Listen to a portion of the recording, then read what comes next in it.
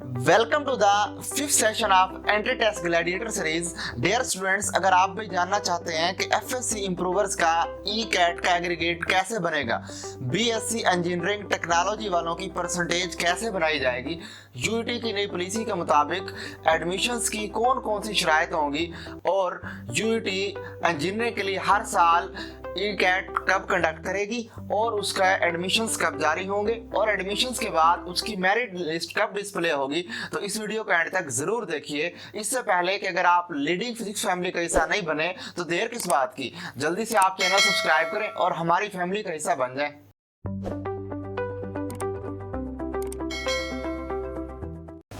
तो देखें स्टूडेंट्स, आज का जो हमारा पांचवा सेशन है, इस पांचवें सेशन के अंदर स्टार्ट करने से पहले हम कुछ क्वेश्चंस हैं उनका आंसर देंगे। पहला क्वेश्चन स्टूडेंट ने ये किया कि वो स्टूडेंट्स जिन्होंने ऑलरेडी एफएससी कंप्लीट कर ली है, तो अब यानी दूसरे लफ्ज़ों में कैंडिडेट जो कि ऑलरेडी एफएससी कंप्लीट कर चुके हैं यानी रिपीटर जो हैं, तो अब उसमें वो किस बिहाफ पे अपना एग्रीगेट बनाएंगे। याद रखें, उनका भी एग्रीगेट पार्ट 1 के रिजल्ट पर बनाया जाएगा, ठीक है। और क्वेश्चन ये आता है कि बीएससी इंजीनियरिंग टेक्नोलॉजी की तो सीजीपी है, लेकिन वहाँ एडमिशन के दौरान हमें उसकी परसेंटेज चाहिए, तो बीएससी इंजीनियरिंग टेक्नोलॉजी वालों की सीजीपीए को परसेंटेज में कैसे कन्वर्ट किया जाएगा। तो देखें स्टूडेंट्स, ये क्राइटेरिया एक रख दिया यूटी ने कि वो बच्चा जिसकी 2.5/4 यानी 4 सीजीपीए में से 2.5 सीजीपीए होगी तो उसकी परसेंटेज 60% कंसिडर होगी, और वो जिसकी सीजीपीए 4/4 होगी तो उसकी 90%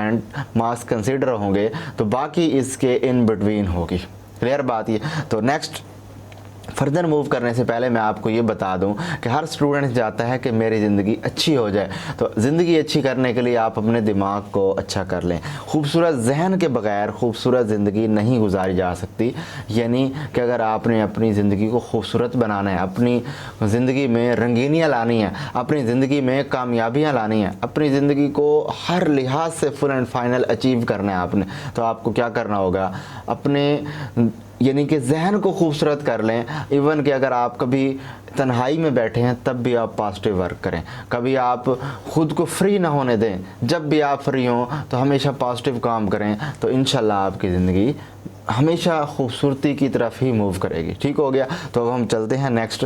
तो देखें स्टूडेंट्स, इसमें अब सबसे पहली चीज़ ये कि एडमिशन्स की शराइत क्या है। यूटी ने इस साल एडमिशन की शराइत क्या रखी, क्योंकि देखें आपको पता है कि इस मरतबा सेकेंड ईयर के रिज़ल्ट से पहले ही आपकी टेस्ट हो जाएगा और टेस्ट के बाद एडमिशन भी अप्रॉक्सीमेटली हो जाएंगे, और अभी तक सेकेंड ईयर का रिज़ल्ट नहीं आया होगा।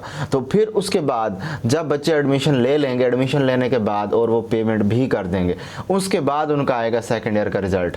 अब जब उसके बाद उनका सेकेंड ईयर का रिज़ल्ट आएगा एफएससी का या डीएई का, अगर तो उस रिज़ल्ट आने पर उन बच्चों के मार्क्स जो एडमिशन ले चुके होंगे 60% मार्क्स, यानी कि उनके 60% हुए, if marks in FSc or DA is 60%, then admission cancelled and dues returned in full without reduction। Mean कि उनके 60% अगर हुए या उससे कम हुए तो उनका एडमिशन वहीं कैंसिल हो जाएगा और बग़ैर किसी कटौती के उनको जो उन्होंने एडमिशन फ़ीस भरी होगी वो वापस मिल जाएगी। ठीक है। सिमिलरली ए लेवल वाले बच्चे जिनका ग्रेड सी ग्रेड से कम होगा उनको भी क्या होगा, एडमिशन कैंसिल हो जाएगा और उनको फ़ीस रिटर्न करके उनको वापस भेज दिया जाएगा।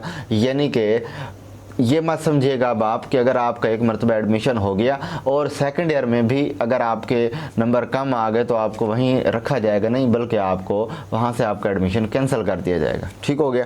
तो नेक्स्ट हम देखते हैं इसके अंदर एडमिशन शेड्यूल है जो कि एक यूँ समझ लें अप्रोचेबल जिसको कह सकते हैं, जो कि बनाया कि हर साल इस कैटेगरी के अकॉर्डिंग एडमिशन्स हुआ करेंगे और इन डेट्स में या इन मंथ में हुआ करेंगे।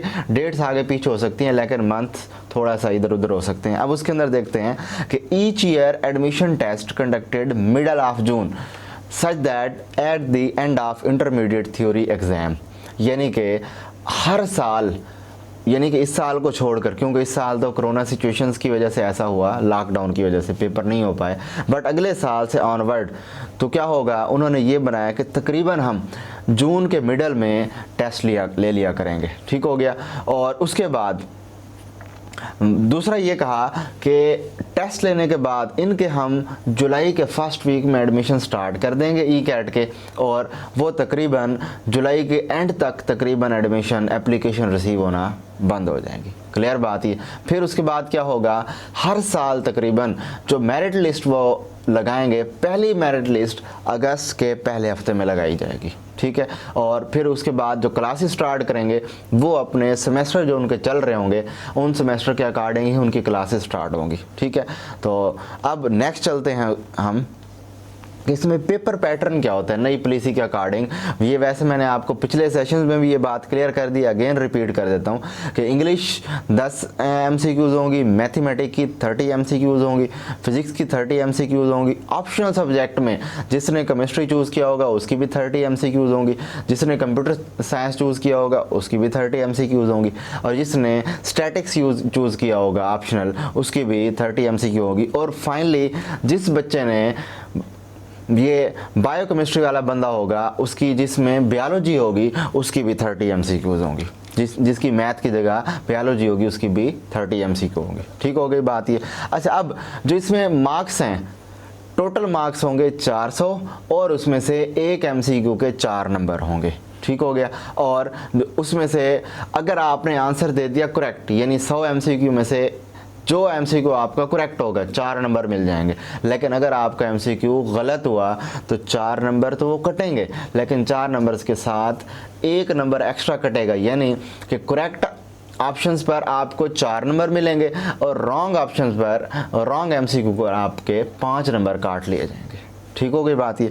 तो ये नेगेटिव मार्किंग इसके अंदर होगी। नेक्स्ट हम देखते हैं फाइनली कि देखें ई कैट को तैयार करने के लिए हमें किन किन चीज़ों की ज़रूरत है, यानी कि कौन कौन सी टिट बिट्स यानी दिलचस्प मालूमात तैयार करनी चाहिए, पेपर कहाँ से आता है, किस लेवल का होता है, और इसके अंदर कुछ इंस्ट्रक्शंस हैं जो मैं आपको देना चाह रहा हूँ। देखें, आपने क्या करना है कि आपकी ई कैट की प्रिपरेशन के लिए टेक्स्ट बुक सबसे बेस्ट है। ठीक हो गया। आपने टेक्स्ट बुक के अलावा कहीं और जाना ही नहीं है टेक्स्ट बुक को समझना है। ठीक है। यानी उसकी लाइन बाय लाइन आपने अच्छी तरह रीड करनी है और उसके जितने भी कंसेप्ट्स होंगे उनको आपने क्रिस्टल क्लियर करके अंडरस्टैंड कर लेने। ठीक होगी बात ये। फिर उसके बाद जब आप उसको इतना क्रिस्टल क्लियर करके उसके जितने भी पॉइंट्स होंगे वो समझ लेंगे, कंसेप्ट्स बना लेंगे, फिर आपने मुख्तलिफ अकेडमीज़ की या मुख्तलिफ ई कैट की, MD कैट के पास्ट पेपर्स वगैरह हैं जो कि मैं आपको अगले सेशन में करवाने वाला हूँ, उसके अंदर उन पास्ट पेपर को आपने करना है, प्लस किप्स की, सेकिम्स की या स्टार्स की या कोई भी आपको जो कि यानी कि प्रैक्टिस बुक मिल जाए MCQ की, स्टेप वालों की मिल जाए, तो आपने क्या करना होगा, उनसे मैक्सिमम MCQs की प्रैक्टिस करनी है। ठीक हो गया। और याद रखना है सबसे आखिरी पॉइंट कि बच्चे जब भी किसी भी एकेडमी में जा रहे होते हैं, याद रखें आपकी कामयाबी का इन्हिसार एकेडमी नहीं होती, आपकी कामयाबी का इन्हिसार आपकी एफर्ट्स होती हैं। यहाँ मैं आपको एक बात मेंशन करता चलूँ कि places doesn't matter, the thing which does matter is your attitude. यानी कि कभी भी जगह मैटर नहीं करेंगी। आप कहीं बैठ कर स्टडी कर लें, किसी एकेडमी जाकर स्टडी कर लें, मेन चीज़ जो मैटर कर रही होगी वो क्या होगी, वो आपका एटीट्यूड होगा कि आपने किस अंदाज में, किस लगन के साथ, किस एफर्ट के साथ स्टडी की है। ठीक है। तो मुझे उम्मीद है कि आज के सेशन में कुछ क्वेश्चन है वो भी मैंने क्लियर कर दी और कुछ पॉइंट्स है वो भी क्लियर कर दिए। तो अगर फिर भी अगर आपका कोई इशू है तो कमेंट सेक्शन में आप पूछ सकते हैं और नेक्स्ट मैं सेशन में उनका आंसर ज़रूर दूंगा। Thank you. अल्लाह हाफिज़।